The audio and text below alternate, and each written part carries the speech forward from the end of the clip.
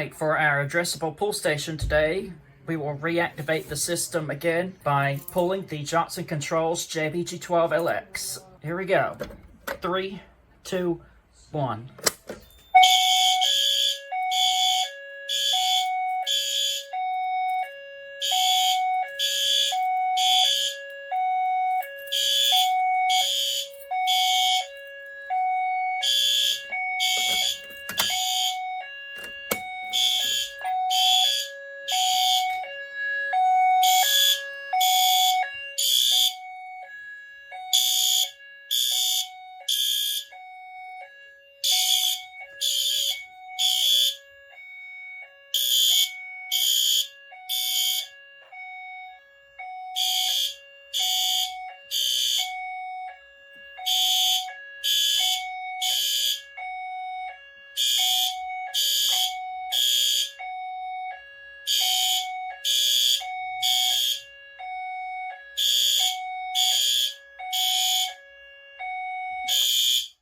And if we look on the ACM48A, we can see that horn circuit 1 and circuit 2 are both remaining lit because they are programmed as a strobe circuit and they are spatular advances on 2-wire selective silence.